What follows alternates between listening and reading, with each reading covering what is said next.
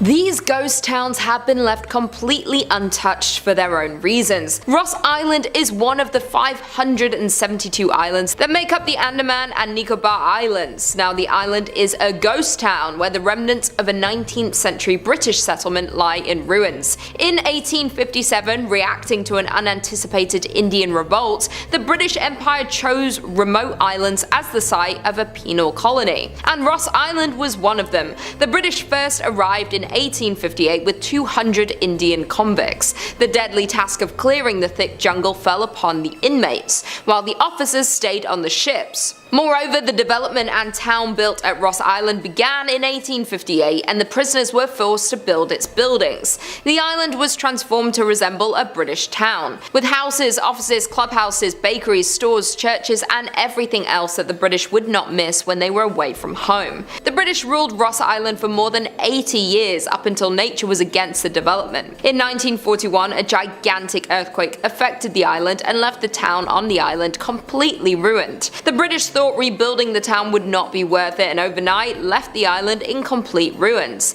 Abandoned in the 1940s, the island is now being reclaimed by nature. Homes, a massive church, ballrooms, and even a graveyard all are in varying stages of decomposition, being taken over by an unyielding forest. In at number 4, we have Lingua, Texas. Near the Mexican border, you'll find the town of Lingua, Texas. In the 1800s, it was discovered that the area in which Lingua was built was plentiful in cinnabar, a red mercury sulfide, from which mercury can be extracted. This caused an influx of miners to the area, but it wasn't until Jack Dawson's discovery and production of the area's first mercury in 1888 that it drew a population of 2,000, and by 1900 there were 4 mining companies in the area. When the Chisos Mining Company opened in the mid-1800s, workers and their families quickly relocated to the Lingua, Texas. The Chisos Mining Company was founded and began operations in 1903 near Lingua, Texas. The company specialized in the extraction of quicksilver and mercury. In 1799, Charles Harvard discovered that compounding the element produced fulminate mercury crystals, establishing its marketability. These crystals are useful in the production of gunpowder cartridges and shells.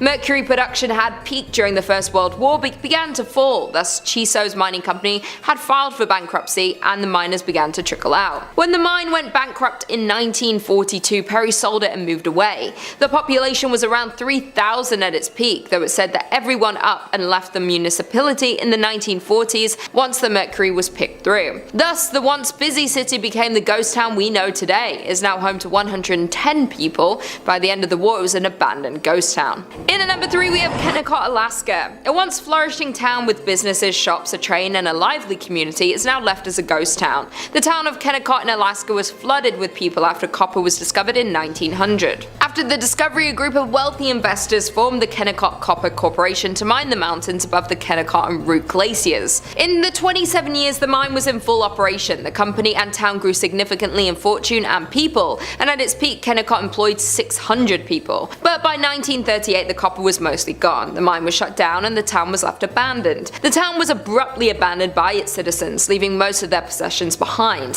Since the middle of the 1950s the place had been completely deserted, with the railroad discontinued service that same year. Reports of ghosts along the abandoned tracks of the Kennecott train have been claimed for decades, while other visitors report having seen old tombstones along the route of the tracks, though the gravestones then vanish by the time the visitors make their return trip. Others have reported hearing disembodied voices and phantom children laughing. Reportedly, a 1990s construction project were halted after workers were scared away by the creepy sounds and unexplainable events. In at number 2, we have Aun Tunich, Belize. I hope that's how you say it. Deep in the jungle of Belize lies an ancient ruins of an abandoned town that has been left to crumble. The town has been left abandoned for over 1,000 years, though before the abandonment of this large and populated town, Aun Tunich was a thriving metropolis. The first construction at the site dates back to sometime in 200 AD, with the growth of the town continuing until its final days of functioning as a city. The town grew to consist of many temples and palaces, including its largest and most recognizable, known as El Castillo.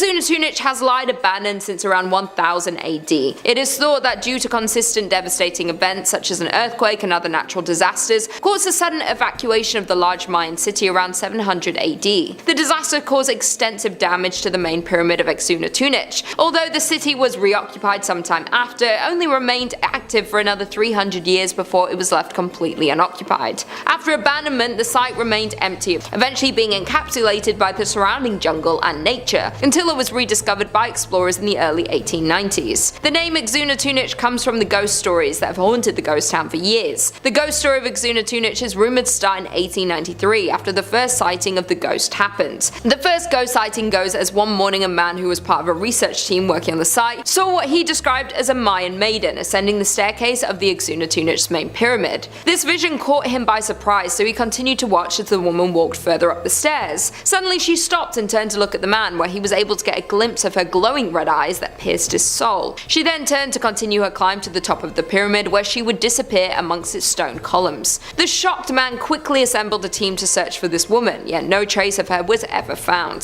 Since this sighting, countless more visitors have reported to also spot the ghostly maiden who haunts Aun Tunich. She is always described to be ascending El Castillo's stairs. To this day, the sightings and reports from visitors continue. The ghost frequency is what gives Aun Tunich its name, which translates to the Stone Lady in the Mayan language. Some believe that this Mayan maiden have formerly lived within the city many years ago. Others believe that she was a human sacrifice, trapped to relive her last moments of ascending to the top of the pyramid where her ritual would have been conducted. Then there are a few who believe her to be some sort of ancient godly spirit linked to the site and the Mayan culture. And finally, in at number 1 we have Calico, California. The ghost town of Calico can be found in California, midway between Barstow and Yermo. The beginning of the town started in 1875 and was built under the impression that there were prospects for silver in the Calico Mountains. But in the spring of 1883, many of the local miners left Calico when borax was discovered 3 miles east at Borate. Though Calico again boomed in 1884 as additional silver discoveries were made. Gaining a population of some 2,500, the town supported 24 saloons and gambling dives that never closed, as well as more establishments such as the church, public school, dance school, and a literary society, along with dozens of retail businesses. By the late 1800s, Calico was bustling with prospectors searching for their fortunes, and the Calico mining district became one of the richest in the state. Calico's final decline began when the price of silver fell in the 1890s, but the break production kept it alive, even through the panic of 1906. They tried to hold on, and borax for a time substituted for the shiny metal that had been Calico's fortune. Calico kept churning out valuable minerals until it finally exhausted its supply in the 1920s. Calico was soon abandoned and left to gradually decay in the desert sun until little remained, but in 1951 it was purchased by the Walter Knott, an ex-miner, and rebuilt as a modern ghost town. He restored the town to mostly how it was, in certain cases rebuilding some of the old structures as they were back in the 1880s. Considered one of the top haunted locations in California, Calico has its fair share of ghost stories, when one of the most active and known ghosts of the abandoned town is Lucy Lane. Lucy is often seen in a black lace dress walking back and forth between her home and store. Others have allegedly seen phantom school teachers and other residents who have been known to grab visitors' legs or pinch their ankles. Some visitors have also reported seeing a floating red light inside the buildings, while other visitors have reported extreme cold spots throughout the mine and an eerie feeling in various places of the town. In at number 5 we have St. Elmo, Colorado. St. Elmo, Colorado was a former gold mining camp in Chaffee Country. Today it is one of the best preserved ghost towns in Colorado, as the entire district was placed on the National Register of Historic Places in 1979. The area was originally settled in 1878 and was made official in 1880, when gold and silver began to bring many people to the area. At one point the population reached more than 2,000 people. In 1881 the Denver, South Park, and Pacific Railroad came through the area and a station was built in St. Elmo. From here the tracks continued to Romley, Hancock, and through the historic Alpine Tunnel. St. Elmo was considered the main source of supplies arriving by train for the area settlers, and eventually several merchandise stores, 5 hotels, a telegraph office, a town hall, 5 restaurants, 2 sawmills, a schoolhouse, a weekly newspaper called The Mountaineer, and numerous saloons and dance halls filled the town. The miners worked at several mines throughout the area that were rich in silver, gold, copper, and iron. iron. In 1890, a fire destroyed the business section and the town was never entirely rebuilt. This was about the same time that St. Elmo's peaked in population with about 2,000 residents. Afterward, many of the mines were depleted and many miners moved out of the area. More mines continued to fail in the ensuing years and the closure of the Alpine Tunnel in 1910. The state of the structures paired with depleting mines led many in the community in search of new, more prosperous mining towns to call home. The railroad continued to run until 1922, and it has been said that the rest of St. Elmo's population rode the last train out of town, never to return.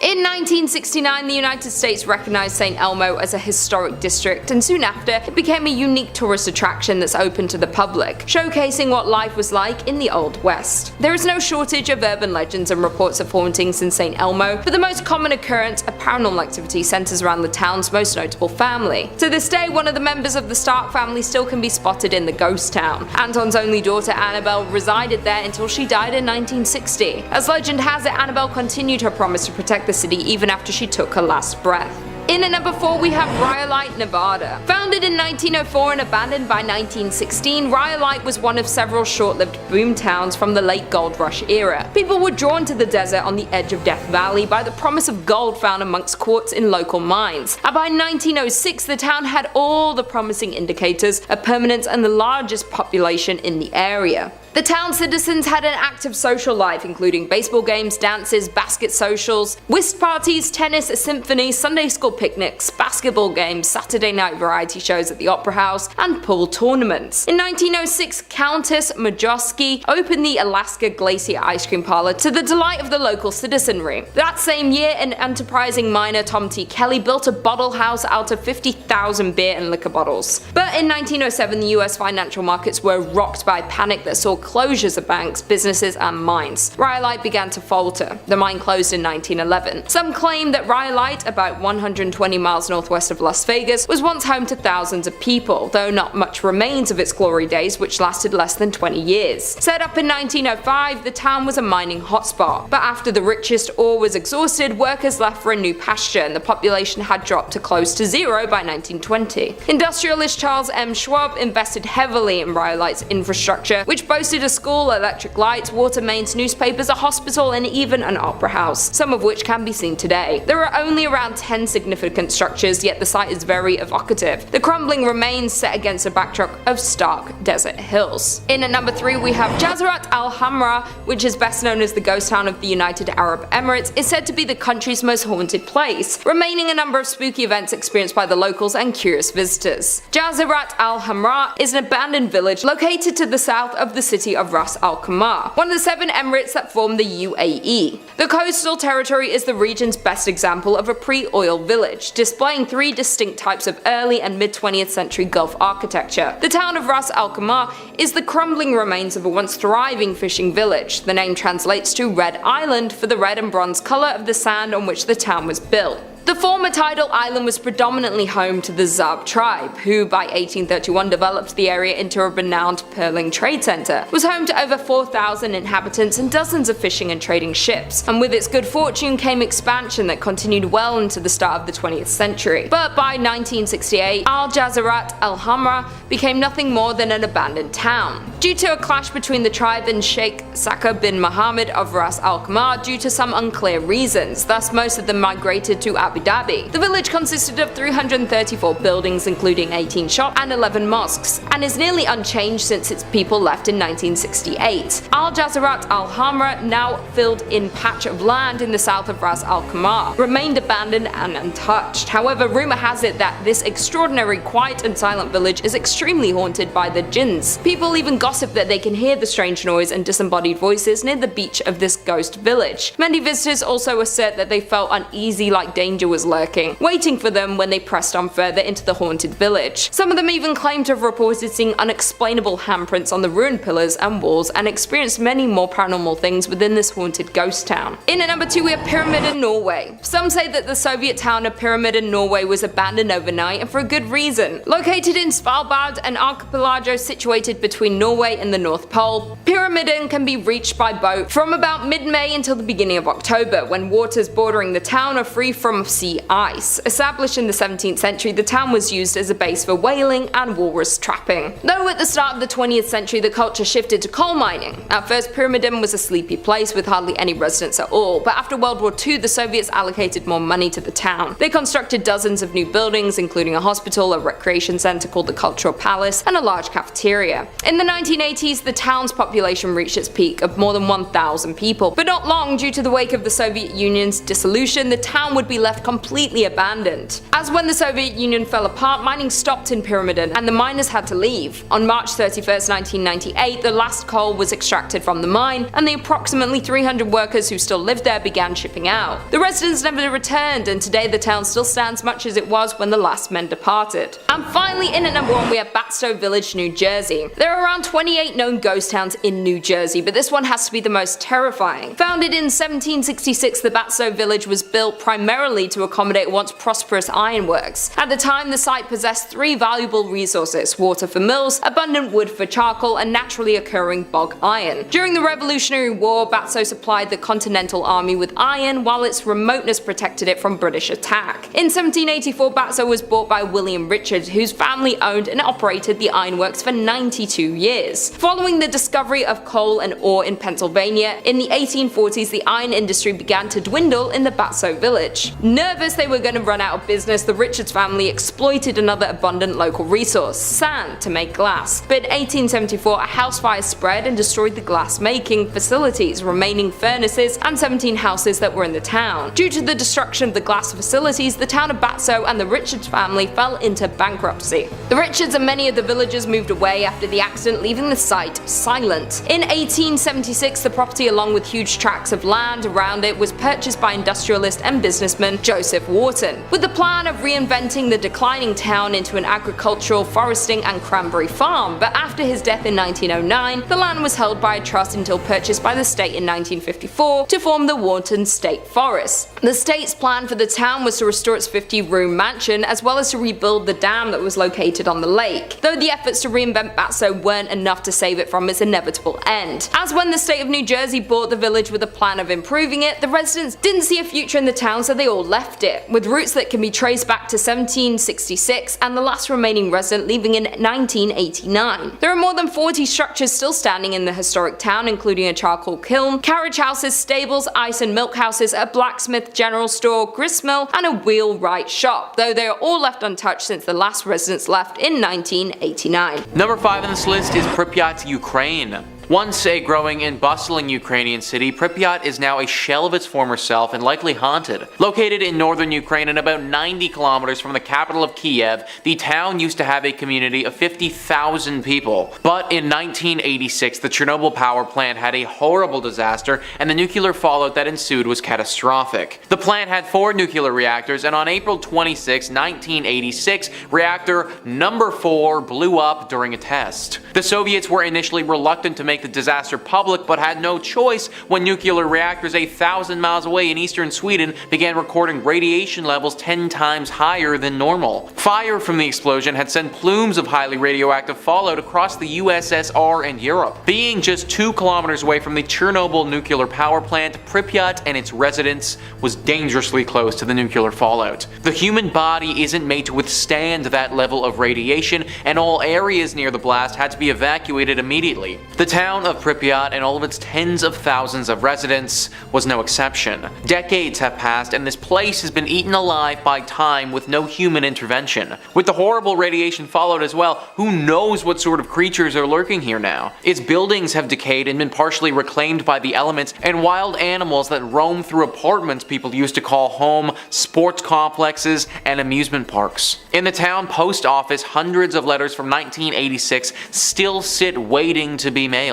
While radiation levels in Pripyat have dropped enough in recent years to allow former residents to make brief visits, scientists estimate that it could take several centuries before the town is once again safe for habitation. Number 4 on this list is Gukajima, Japan. Being 480 meters in length and 160 meters wide, this small island holds a lot of history and ghost stories. Just 15 kilometers from Nagasaki and in front of the Japanese coastline. In the late 1950s, the island had a population population of over 5,200 people. The people that resided in the Ganima Island were mostly coal miners and their families. Since the island is so small, at its peak in population, it was once the most densely populated place on the planet, 9 times the population density of Tokyo. Now the island is left completely abandoned and is effectively crumbling to pieces. The coal mining facility was previously called Battleship Island because its buildings and seawall make it resemble a warship. As for the island's fate, it was abandoned in the 1970s when petroleum fuels made coal obsolete. But abandoned does not mean empty, because the ghosts of the past have taken over the island and its buildings. The buildings were built by Korean and Chinese prisoners who were forced to work here from 1930 to just after World War II. The conditions of these forced laborers were hard, and some never made it back home. The people who worked here named the island Jail Island, or even Hell Island. After the war, the Japanese came to the island to work here themselves. In 1974, the mines started to run out of coal and people left the island. Soon, the island's uninhabited parts were reclaimed by nature. The weather conditions started affecting the concrete and buildings started falling apart. Sometimes people camped out here, but that was a very dangerous thing to do. The government wanted to discourage people from going over on their own and therefore decided to make it open to the public. Even though tourists are allowed to visit the island today, the echoes of the past still linger here, especially in the minds of the relatives of those forced laborers that have been forced to work here and inside the crumbling buildings. Fishermen who sail near the island claim they have seen strange flickering lights in the buildings, even though the island has no electricity. Strange noises have been heard and cold spots have been felt. People say they had the sensation of being watched, and there are some claims of people that have been touched by unseen hands. Nowadays, people who have visited say the decaying settlement contains so many items from the 70s that it almost looks as if people still live there. Day trippers beware, though, as exploring Hashima takes organization and many of the building structures are dangerously unstable. Number 3 on this list is Deception Island in Antarctica. Deception Island can be found just off the northwest Antarctic Peninsula in the South Shetland Islands. The island itself is quite remote and can only be reached by ship. The island was once known for being the safest harbor in Antarctica and used as a sealing and whaling station, having interested Britain, Chile, and Argentina for a place of science and military, where Britain ended up using it as a military base, but not for long, as it was deserted when volcanic activity destroyed it in 1960. Today, Deception Island is a popular Antarctic tourism destination and a scientific outpost for summer research teams from Spain and Argentina. With a history rich in destruction and conflict, the horseshoe-shaped landmass can leave visitors with more than a touch of nostalgia and even the uneasy feeling that the island is true to its name, that something here is not as it seems. Since it's been abandoned, the island is known to be a paranormal active hotspot, as many of the ghosts of Deception Island are plain to see, with abandoned scientific research stations, airplane hangars, whaling operations, and military bases being scattered around the island. Many who have visited Deception Island have said they felt uncomfortable, as though they're not alone in more ways than one, with many visitors having heard strange voices seemingly coming out of nowhere. Others claim to have seen shadowy figures. Strange orbs of light are commonly seen there as well, only adding to the mystery and intrigue of such a place. With no immediate way to escape the island, making the risks of visiting the island and interacting with paranormal activity a little scarier. Number 4 on this list is Krackow, Italy. Even though the residents of Krackow, Italy are long gone, the town on the hill remains abandoned. Located atop a 1,300-foot cliff overlooking the river valley below, the town was founded in the 8th century. Krackow is only 40 kilometers inland from the Gulf of Taranto and a part of Italy's Basilicata region. The first written evidence of the town's existence shows that it was under the possession of a bishop named Arnaldo in 1060 AD. The town's oldest building, the tall Tor Normana,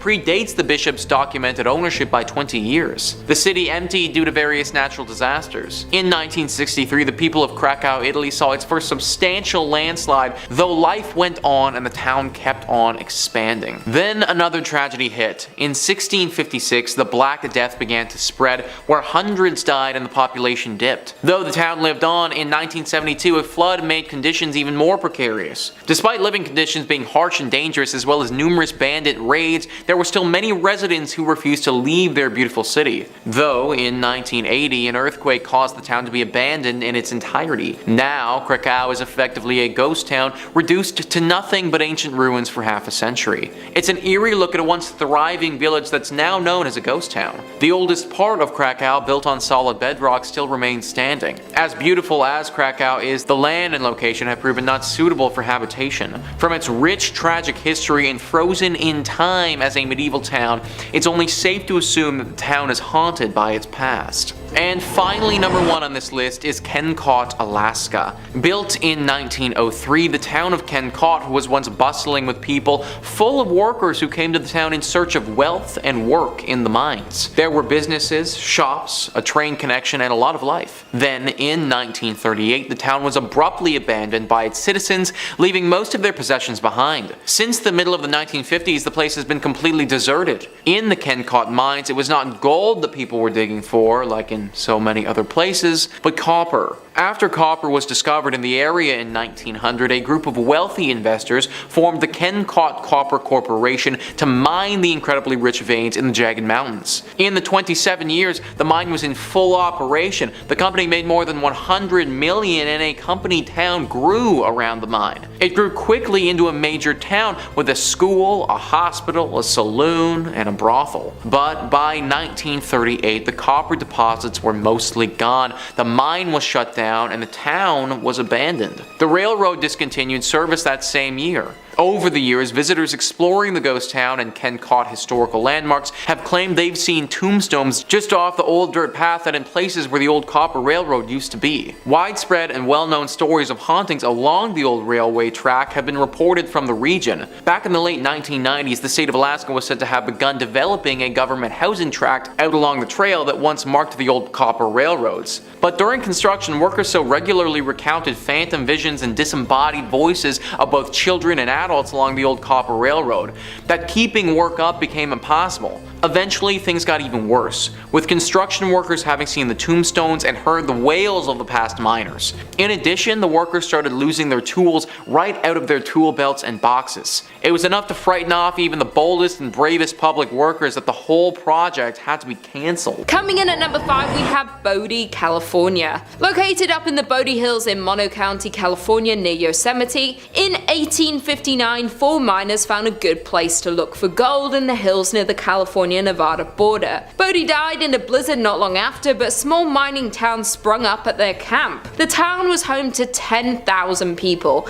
Bodie was a mining camp in 1859 where people had seen gold in its hills. Eventually it turned to a well-populated town. Though, like most mining towns, it saw its peak, its losses, and then its decline. Fast forward to 1962 and the town would be fully abandoned, although it already showed signs of decline with dwindling numbers at the start of the 20th century. A series of fires forced the last remaining residents to flee the town, leaving it almost exactly as it was in the early 1900s. Dinner tables are still set up, shops are still stocked with supplies, and restaurants are still poised to serve long-forgotten meals. Today, the 110 silent buildings sit spaced out for traffic and people that aren't there. Buildings such as a barbershop, a church, a mill, a morgue, and a leaning hotel is held up by a beam have been left untouched for 100 years. Though since it has been left and abandoned for years, some of the buildings are in crumbling state of decay, while others stand strong, full of their original items but long devoid of their owners. There were also 16 saloons and thus a fair amount of danger. People were robbed and crimes occurred quite often, though the curse of Bodie has nothing to do with the fires or the shootings. It started because people started taking artifacts from the abandoned buildings. They take weather-worn shoes or pieces of glass from shattered windows somebody once ran off with a piano. Those items may seem like they have no value, but all objects carry equal significance in telling the story of Bodie. Thus, the curse of Bodie emerged, where if you take something from Bodie, bad luck will come around to get you. Because of the rumor spreading of a curse, people who stole items would send them back, often including heartfelt apology letters explaining that they didn't expect their fish to pass, or their romantic life to tank from stealing from Bodie. Coming in at number 4, we have Bannock, Montana. The once bright star of Montana is is now a ruin, a town in arrested decay, with few remaining storefronts, saloons, and hotels. The town was founded in 1862 when a group of Pikes Peakers from the goldfields of Colorado set up camp on the banks of the creek. Finding gold, the miners staked claims and promptly failed to keep the find a secret. By the spring of 1863, the area boasted a population of 5,000. By 1864, Bannock had started to fade, losing importance. The remnants of the past still exist with empty buildings and weathered wood.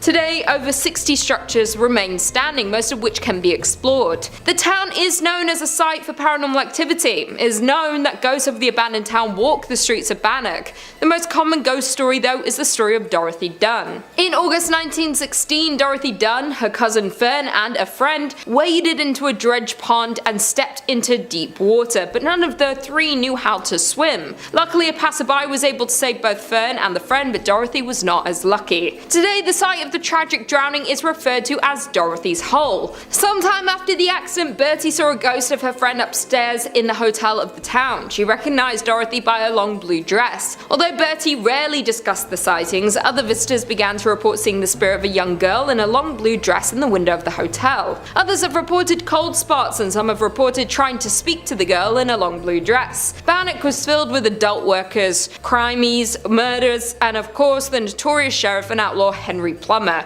whose vast gang terrorized and robbed southwest Montana for years. Henry Plummer was handsome, well-dressed, and charismatic. He was also able to gain the trust of the area miners and was soon elected sheriff of the community. However, little did the citizens of Bannock know, but their new sheriff led a secret band of road agents called the Innocents, who began to terrorize the travelers between Bannock and Virginia City, robbing and ending more than 100 men over the next several months. Once caught for his terrible actions, Henry Plummer met his fatal end at the hands of the town's citizens. Today, many say that the ghost of Henry Plummer haunts this old settlement. Perhaps he wants to avenge his name. In at number 3, we have Thurman, West Virginia. The historic town of Thurman, located in the heart of New River Gorge, was established by Captain William D. Thurmond in the 1880s. Captain Thurmond passed in 1910, but the town continued its growth. During its height in the 1920s, the town was flourishing with a number of businesses and facilities in the railway industry. Thurmond had 2 banks, 2 hotels, stores, a cinema, and offices, yet after a series of setbacks, Thurmond soon went from boom to bust. A number of factors played a role in the town's slow decline. The first problem was the increased rail competition and the emergence of cars. Then in 1930, a fire that led to the closure of the biggest hotel in the town,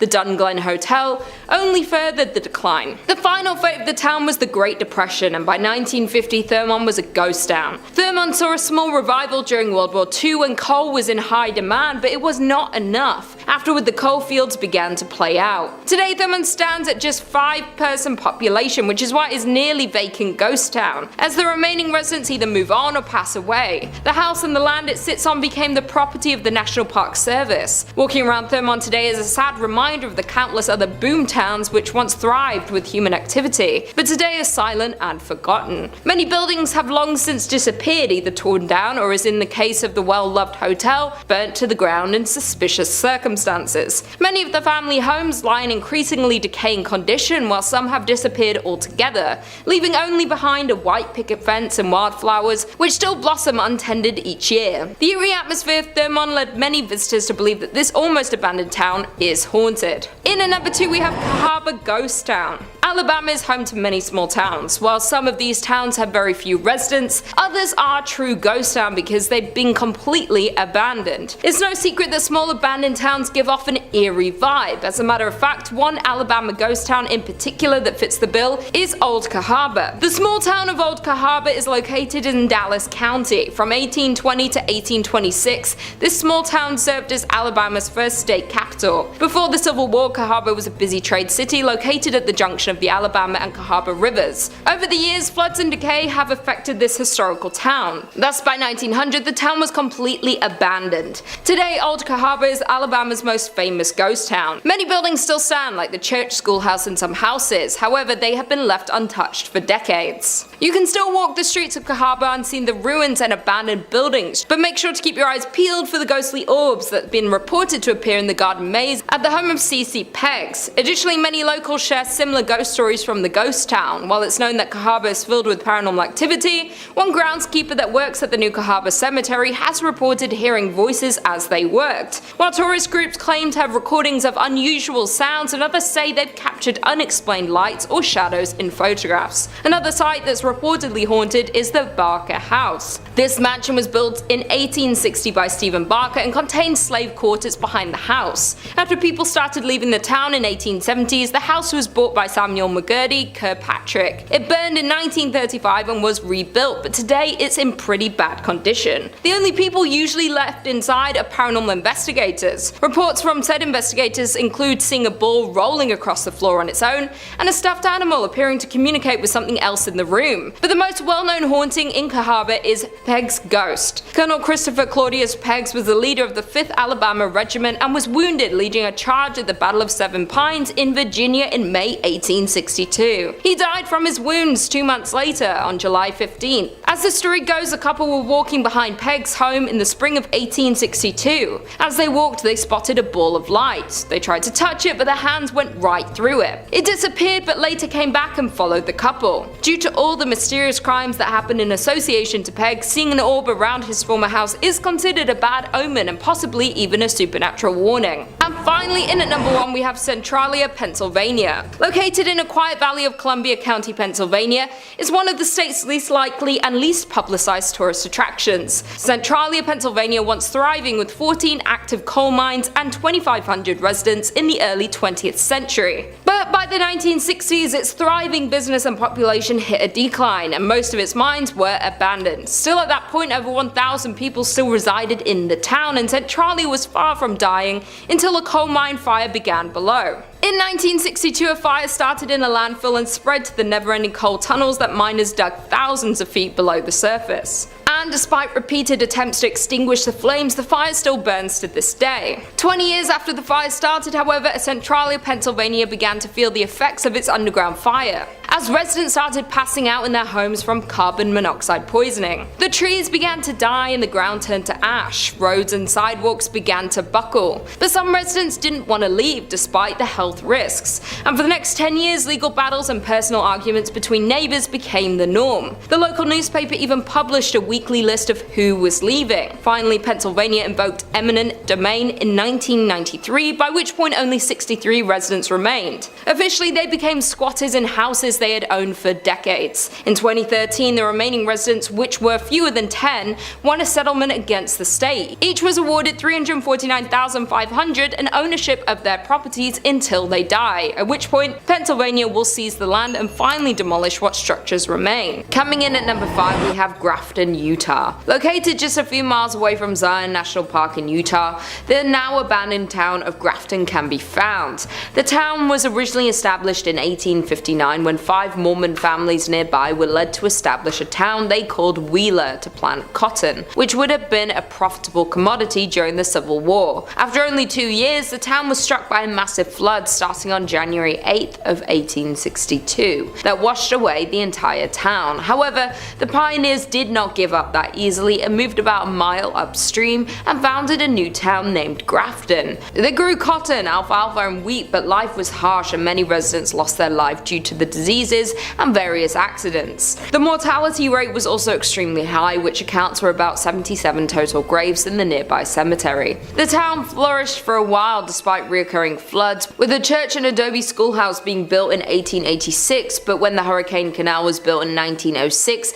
many families started to move to Rockville and Hurricane, and by 1920 only 3 families remained in the town, and in 1944 the town's last residents, Frank Russell and his wife Ellen, moved as well. And although the town is now well maintained by the non-profit volunteer organization of the Grafton Heritage Partnership Project, its dark past can still be felt when exploring the area. People have reported hearing ghostly footsteps over the creaky floors in the empty buildings, as well as the breath of ghostly souls on the back of their necks. The entire town gives visitors a feeling as if being watched, and the shadowy figures can sometimes be spotted in the windows. Another visitor of the ghost town visited the basement of the Russell home and claimed that they found a chair sitting in the middle of the basement with a mark on it as if someone had recently sat on it. They had been exploring for over an hour at this point and had not encountered another person on the way to town or the entire time they were there, but for some reason the print looked brand new, with not a single speck of dust on it. After filming for a few moments in the basement and recording into the silence, they felt a rush of air, as if someone had just walked past them, which scared them, and they decided it was time to leave. There are even rumours of skinwalkers lurking in the area. Even the cemetery itself has many reports of people hearing crying, laughing and chilling screams, especially late in the day and when it's overcast. Some people have even seen a woman in a dress with her hair in a bun walking around the cemetery sobbing, but when they approached her she disappeared into thin air. There is no doubt that there is definitely a very uncomfortable feeling while walking around the gravestones, which isn't surprising knowing the sad history of the people laid to rest there. In at number 4 we have Deadwood, South Dakota. The town of Deadwood is located in South Dakota and gained attraction in the gold rush of 1876. In 1875, a miner named John B. Pearson found gold in a narrow canyon in these northern Black Hills. This canyon became known as Deadwood Gulch because of many dead trees that lined the canyon walls at the time. Practically overnight, the tiny gold camp boomed into a town that played by its own rules that attracted outlaws, gamblers and gunslingers along with gold seekers. At its height, the city had a population of 5,000, attracting larger-than-life Old West figures back then. The business district comprised largely of saloons, dance halls, card parlors, and bodacious bordellos. They were all hungry for gold and did whatever they had to in order to get some. The business did whatever they could to serve the gold diggers, and sometimes that led to a little bit of conflict. Because of this, the now ghost town still lives with stories of its dead residents haunting present-day hotels and saloons. In 1876, Deadwood survived a smallpox epidemic that nearly wiped out the whole town. There were so many infected that multiple tents were erected to quarantine the stricken. In addition, it suffered 3 major fires. One devastating fire occurred on September 26, 1879, destroying more than 300 buildings and consuming the belongings of many inhabitants. Many numerous economic hardships also followed, pushing it to the verge of becoming another Old West ghost town. One of the most paranormally active sites in the ghost town is the Adam House. Built in 1892 after owner W.E. Adams had a stroke on the premises, his wife was so disturbed by the sounds of his ghost still walking around, rocking the rocking chairs and so forth, that she moved and left the house untouched, exactly as it was when he died. Now visitors and employees report having seen a rocking chair rock on its own, encountered a shadowy man standing at an upstairs window, and heard voices and footsteps in rooms throughout the house. In at number 3 we have Garnet, Montana. Found in Montana, the abandoned town of Garnet was another gold rush town that drew thousands of hopeful miners. Between 1862 and 1916, gold was mined from the area. During the peak of the town, it had hotels, saloons, schools, and stores in the midst of the town's biggest years. A 1912 fire burned down half of the town, and what was lost was not rebuilt. Many of the remaining structures were in poor condition even when they were lived in and regularly visited. This marked the decline of the town, as after 1917 the mine began to offer less and less, and by the time of World War I the town was almost fully abandoned. Garnet is perhaps the best preserved coast town in the state of Montana. There are plenty of people who believe the abandoned buildings are still home to some of the residents who once lived there. Some visitors have reported hearing laughter and music coming from Kelly's Saloon, which is the most common occurrence. I quote, "We didn't experience anything bordering on the supernatural during our visit, but we did find the beautifully preserved artifacts to be windows into Garnet's incredible past." Coming in at number 2 we have Jerome, Arizona. Located in Arizona, you will find the ghost town of Jerome. Once a copper mining town, Jerome was the 3rd largest town in the early 1900s.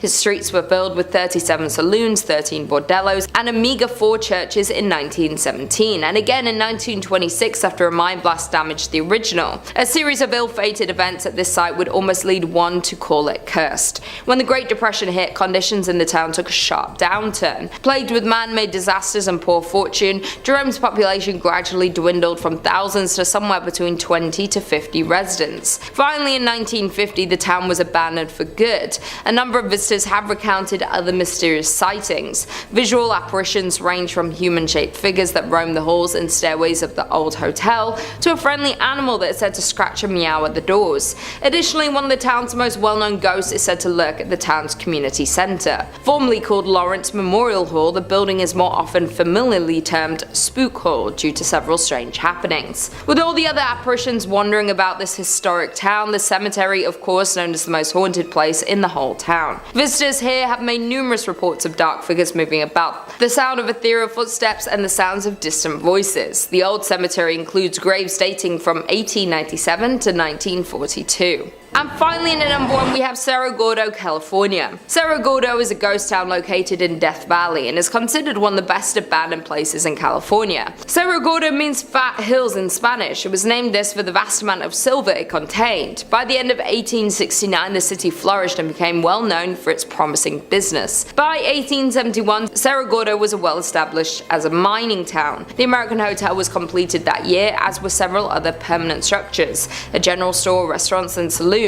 At its height, the town had 5,000 residents. In 1875, Cerro Gordo suffered a series of setbacks, necessitating the shutdown of its furnaces. These problems resulted from a scarcity of ore in the mine, which had lasted for several months, and the temporary drying up of its water supply. In addition, by late 1876, a fire accident happened through some of the mine buildings and the union shaft, and the furnaces were closed the following February due to the disaster. A more lethal blow was dealt by falling lead and silver prices, effectively ending this era of activity at Cerro Gordo. Because of all the tragedy that occurred in Cerro Gordo, there's been multiple paranormal investigations held at the grounds of the abandoned town. While the new owner of the town was purchasing it, he was warned that they might have some visitors hanging around, and by visitors they meant spirits. One of the now owner's ghost stories goes along the lines of, as he was walking toward the bunkhouse, he looked at the window, the curtain pulled to the side, and a little face poked out. Under the assumption that the contractors were staying in the bunkhouse, he asked when they were leaving, and he was told that they're gone for 2 weeks. So a little uneasy, he locked up the door and went for a hike. By the time he got back, the kitchen light was on, even with the lock still on the door. In at number 5, we have Batow Village in New Jersey. Located in New Jersey, Batow Village is a historic community centered around the Batow Iron Works. The site was ideal for ironwork because there was water for mills, abundant wood for charcoal, and naturally occurring bog iron. The well-preserved and lovingly restored village dates back to 1766. As the operation of ironwork grew, so did the village. There were mills, cottages, and over 3 dozen structures and buildings still remain, many from the early 1800s. But by mid-1800s, iron production declined due to the discovery of coal ore. As the need for iron declined, then glassmaking was pursued by the town, but at that point the population already started to dwindle. When Joseph Wharton purchased the property, he primarily focused on forestry and agricultural endeavors. After Joseph Wharton passed in 1909, the property was managed by a trust. The state of New Jersey began buying the land in the 1950s. The last resident to leave the town left in 1936, but not before strange disappearances occurred. According to local legend and a bunch of conspiracy theorists, Ong's Hat offers a portal to a different dimension. In the 1970s, a few professors from Princeton fled there after being mocked by their quantum physics theories. This was when they claimed to have discovered interdimensional travel. According to other local legends, the devil is the 13th born son of the Leeds, the first inhabitants of New Jersey. Mother Leeds gave birth to a healthy baby, who within minutes transformed into this beast. This old ghost town is said to be a hotspot for the Jersey Devil activity, and in the last 50 years there have been numerous reports and encounters with the beast in this area. Some of these encounters include strange tracks along with hearing screams just outside of the village. One sighting of the Jersey Devil comes from a group that saw the creatures crossing the street in front of them. When visiting the village, some say you can feel his presence as if he's walking right behind you. In at number 4, we have Bodie, California. Located up in the Bodie Hills in Mono County, California, near Yosemite, in 1859, 4 miners found a good place to look for gold in the hills near the California-Nevada border. Bodie died in a blizzard not long after, but a small mining town sprung up at their camp. The town was home to 10,000 people. Bodie was a mining camp in 1859 where people had seen gold in its hills. Eventually it turned into a well-populated town. Though like most mining towns, it saw its peaks, its losses, and then its decline. Fast forward to 1962 and the town would be fully abandoned. Although it already showed signs of decline with dwindling numbers at the start of the 20th century, a series of fires forced the last remaining residents to flee the town, leaving it almost exactly as it was in the early 1900s. With the dinner tables still set, shops are still stocked with supplies, and restaurants are still poised to serve long-forgotten meals. Today, the 110 silent buildings sit spaced out for traffic and people that aren't there. Buildings such as a barbershop, a church, a mill, a morgue, morgue, and a leaning hotel are held up by a beam and have been left untouched for 100 years. Though it has been left abandoned for years, some of the buildings are in a crumbling state of decay, while others stand strong, full of their original items but long devoid of their owners. There were also 60 saloons and thus a fair amount of danger. People were robbed and crimes occurred quite often, though the curse of Bodie has nothing to do with the fires or the shootings. It started because people started taking artifacts from abandoned buildings. They take weather-worn shoes or pieces of glass from shattered windows. Somebody once ran off with a piano. Those items may seem like they have no value, but all objects carry equal significance in telling the story of Bodie. Thus the curse of Bodie emerged. If you take something from Bodie, bad luck will come around to get you. Because of the rumor spreading of a curse, people who stole items would send them back, often including heartfelt apology letters, explaining that they didn't expect their fish to pass or their romantic life to fail from stealing from Bodie. In at number 3 we have Terlingua in Texas. The town of Terlingua, Texas was once a bustling mining town full of life, wealth and promise. Today it's a ghost town with abandoned mine shafts, a general store, an old jail, a church and multiple ghost houses. Terlingua became of interest to local miners in the late 1800s when they discovered cinnabar, a red mercury sulfide. A man by the name of Jack Dawson discovered that mercury could be extracted from the cinnabar, and by 1900 there were 4 mining companies in the area with a population of over 2,000 people. The Chisos Mining Company owned the entire town of Terlingua, and at one point they built a general store, a post office, a hotel, a school, a theatre and even a telephone service. Though conditions in the mine were tough, with the 7-day work week being the standard, working long days in the desert heat led many miners to lose their lives in the mines. To make matters worse, the Chisos Mining Company even paid their workers in coupons, which could only be spent at the company-owned store. The decline started once the mines dried up. Companies left and the people left with them. One of the scariest parts of the town is the church, which sits on the hill above the ghost town. One quote says, "As we approached the church, the door opened all by itself. Inside the church, visitors report an eerie feeling when entering the church. Moreover, several others report experiencing blackouts, blurred vision, and even hallucinations while exploring the abandoned town." Researchers theorize that this is due to low-frequency sound waves in the area that are able to alter people's perceptions of the things around them, and as well as disorient them. In at number 2 we have Ludlow, Colorado. Located about 12 miles north of Trinidad, Ludlow, Colorado is a ghost town known for an infamous event in 1914. A former mining camp, it was the location of the Ludlow Massacre. Beginning in 1910, the resident coal miners grew unhappy over their dangerous working conditions and began to debate a strike. By 1913, a strike had begun, much to the dismay of owner John B. Rockefeller. On April 20th, 1914, there was a massacre in Ludlow, where the Colorado National Guard and Colorado Fuel and Iron Company guards attacked miners, burning their tents to the ground. Known as the Ludlow Massacre, 25 people lost their lives. The massacre was the height of the Colorado Coalfield War, which began a year earlier in 1913. 2 coal mining counties, Las Animas and Huerfano, were the centers of the conflict. The United Mine Workers of America led the strike against the Colorado Fuel and Iron, owned by Rockefeller. They were upset over the horrible working conditions. Both parties led attacks back and forth over the years. Today, the old company town of Ludlow still stands as a ghost town, and the site of the tent city is also kept reserved, now under the care of the United Mine Workers of America. A monument to the deceased was also built by the Union at the site. In addition, the cellar where so many innocents perished is still in place. The doorway can still be seen and the dark depths of the pit can still be viewed. Though this isn't recommended, as many people who visit the abandoned ghost town report a strange feeling when looking through the doorway, and even worse, possible whispers around them with an unexplainable source. And finally, in at number 1 we have Helltown, Ohio. The abandoned town known as Helltown can be found in the Cuyahoga Valley in Ohio. Thus, it's an eerie, deserted town known by locals to be haunted. No people live in the area anymore, though there are still remnants of the lives of former residents left behind. The whole town is surrounded by hazardous roads that seemingly lead to nowhere. Locals believe this was done to confuse any wandering explorers. But the Helltown Church seems to have inspired the town's ominous name. The tiny white church is in the center of Helltown and is central to all local theories. Some say the church was a place of worship for practicing Satanists who still lurk around the closed-off roads, hoping to recruit unwelcome visitors. Others believe the town was evacuated after a chemical spill that resulted in bizarre mutations of the residents and animal population. The legend of the Peninsula Python stems from this theory. There even sits an abandoned school bus in the town with legends of its own. The story goes that the bus was carrying a group of high school students who were going to one of the ski resorts near Boston when an elderly woman woman flagged down the bus. She was in a panicked state and explained that there was a young boy in her house who was seriously hurt. The bus driver, in an attempt to help, turned down her driveway and drove into the woods hoping to help the boy. When the bus approached the house, Satan worshippers swarmed it and sacrificed all those on board. The bus sat back there for over 30 years, standing as a warning to all who decide to venture into Helltown. A local paranormal investigator set out to research the abandoned town, and to his surprise, what he discovered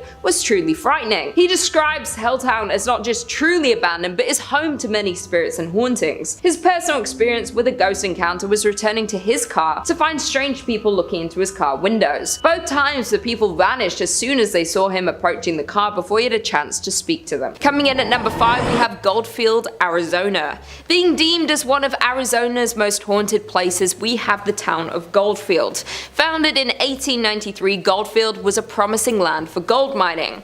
The town grew rapidly, gaining 1,500 residents during its first year. The space was quick to build businesses including stores, a blacksmith, a butcher, a brewery, and 3 saloons. Though the town of Goldfield met its fall just as quickly as it was built up. After 5 short years, the gold ran out and people began to dwindle, eventually leaving it fully abandoned, securing its ghost town status. Being classified as a ghost town doesn't necessarily mean a place is haunted by ghosts, but this is not the case for the Goldfield ghost town. There's plenty of documentation and investigations that point to Goldfield being a paranormal active ground. It is known that a mysterious figure lurks within the shadows of the Goldfield ghost town, Bordello. It is unclear who this spirit would have been in life, yet it is commonly believed he was once a miner who lived in the town. Unexplainable knocks and bangs are heard in the building, and some unfortunate visitors have been scratched.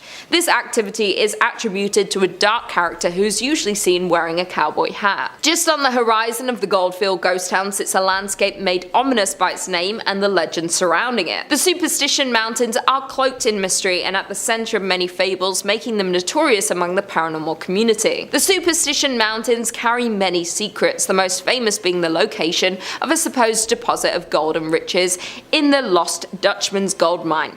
A curse has kept this treasure safe since the days of Goldfield's mining boom. Many have set out to locate these riches, and many have returned empty-handed or found only death. Countless adventurers have perished in the Arizona heat pursuing this chase. Their ghosts are said to now haunt the mountainside. Other secrets of the mountain have people believing that the hill is a place where evil spirits hid and told stories of a devil that lived behind the mountain. There's also a rumored apparition of a hugely tall skeleton named the Borrego Phantom, which appears to those exploring the mountain after dark. Another layer of creepiness is added to the mountain by the local legend that reptile-looking people surface there after dark. All of these creepy mysteries are summed up pretty nicely in the Superstition Mountain's name. In at number 4 we have Glen Rio, New Mexico. Found on the state border of Texas and New Mexico lies the town of Glen Rio. Founded in 1901, it was a town where wheat and cattle farmers settled and grew a community. Being divided between 2 states made for some unusual customs in Glen Rio. The mail would arrive at a train depot on the Texas side, but would have to be transported to the post office on the New Mexico side. The Texas side was part of a dry county, so all the bars were on the New Mexico side. Because the gasoline tax was higher in New Mexico, all the service stations were on the Texas side. By 1920, Glen Rio had a hotel, a hardware store, and a land office, as well as several grocery stores, service stations, and cafes. Though Glen Rio's permanent population never rose above 30 people, the town survived with its tourist-based businesses catering to the many travelers along Route 66.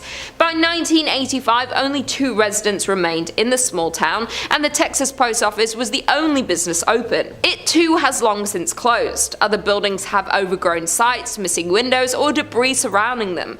The detritus of 4 decades when Glen Rio welcomed tens of thousands, fed and entertained them, and sent them on their way towards Chicago or California. In at number 3 we have Nevada City in Montana.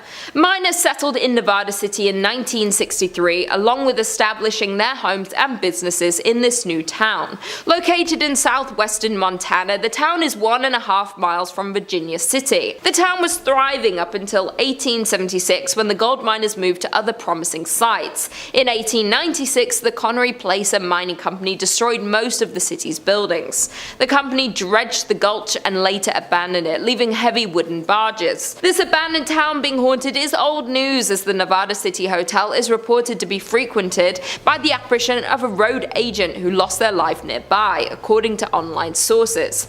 Visitors have also reported hearing footsteps in the hallways and seeing shadowy figures standing behind their reflections in mirrors. Additionally, the spirit of an older cowboy figure who never speaks but lurks in the hotel rooms and even sits at the bar in the Virginia city. Back when the hotel operated, guests also complained of a weeping woman, always in the same room, only to be told there was no guest in the room in question. In at number 2 we have Kusta, Idaho.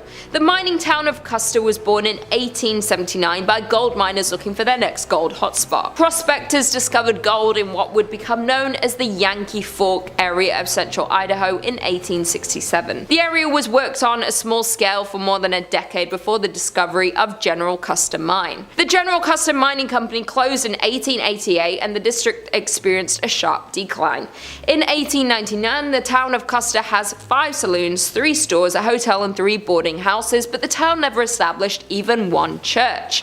By 1910, most of the mines in the area were closed, and the Yankee Fork's boom years came to an end. The combined population of Kusta and the nearby Bonanza was just 66 people. The Silver Messenger reports just 2 families remaining in Kusta in 1911, and then being fully abandoned the year following. Today it has been purchased by the US Forestry Service and, in conjunction with the Friends of Kusta Society, is slowly being made into a historic site. Some original buildings have already been renovated, some are in process, and many others are slated to be restored. Several buildings lost in a 1960s grass fire are due to be replaced with replicas. The Forgotten Town is a landmark for many people such as tourists and especially paranormal investigators. In the old schoolhouse is a museum containing items left behind and showcases the town's unique history. Although interesting, you can't help but get an eerie feeling thinking about the people who once owned these items, as walking into one of these structures is like walking back in time. To think this town was once active with human energy and miners working every single day. And finally, in at number 1 we have South Pass City, Wyoming.